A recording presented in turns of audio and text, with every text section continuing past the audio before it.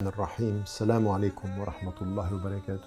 Nous voilà au deuxième jour de ce mois du Ramadan et nous poursuivons notre route dans la lecture du Coran. Dans la deuxième section, il y a un verset qui est important parce qu'il est le verset qui est un verset pédagogique.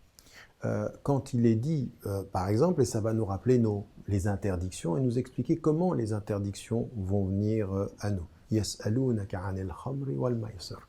Ils vont te poser la question ils te posent la question en l'occurrence sur l'alcool et sur les jeux de hasard. Et ce qui est mis en évidence ici, c'est deux choses qui sont des habitudes que les Arabes ont à cette époque-là.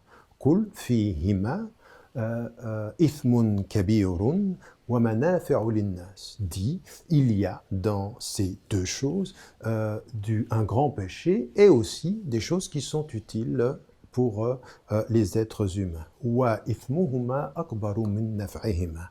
Mais ce qui est leur péché, ce qui est leur mal, ce qui va être la production du mal, est plus importante que ce qui est le bien. Ici, il faut qu'on s'arrête sur ce verset parce qu'il est un premier verset qui va aller vers la pédagogie. Donc le Coran, en l'occurrence, qui est une parole éternelle au-delà de l'histoire, dans cet exemple-là, on comprend beaucoup de choses. On comprend que Dieu parle à la raison humaine. Il parle à la raison humaine et il va parler à l'humain en l'éduquant. En l'éduquant, en disant, il te pose la question. Et donc les gens viennent. Qu'en est-il de l'alcool et qu'en est-il des jeux de hasard? Et là, la réponse, elle n'est pas un non immédiat. Elle va être pédagogique. Dit, il y a, et ça c'est la raison qui va réfléchir à cela, il y a dans ceci un grand mal, et puis il y a aussi du bénéfice, parce que c'est vrai que même dans l'alcool, vous voyez qu'on peut utiliser l'alcool pour des médicaments, on peut utiliser l'alcool pour différentes choses qui peuvent être utiles.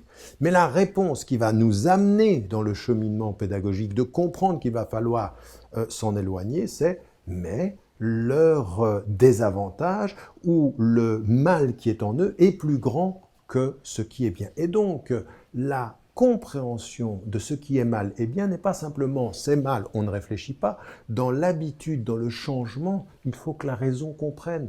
Et Dieu, dans le Coran ici, dans la révélation, nous amène à comprendre que rationnellement, et donc c'est pas irrationnel, dans ces produits comme dans les jeux de hasard, il y a des choses qui peuvent apparaître comme bonnes et qui, en fait, doivent être toujours contrebalancées par ce qui est négatif. Et ce qui est négatif est plus important. Donc on le voit immédiatement ici, quand on rentre dans la lecture du Coran, on comprend que ce qui va nous amener ensuite à une claire interdiction du fait du jeu du hasard et du fait de boire de l'alcool, eh bien, ça reste rationnel, il y a une pédagogie.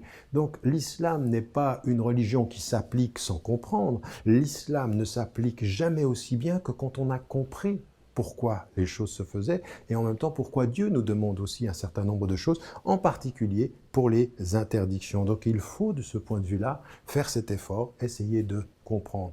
Le mois du Ramadan, qui est un mois de méditation, est aussi un mois de raisonnement. Que Dieu nous aide. N'oubliez jamais de dire à ceux que vous aimez, que vous les aimez. La vie est fragile. Salam alaikum wa rahmatullahi wa barakatuh.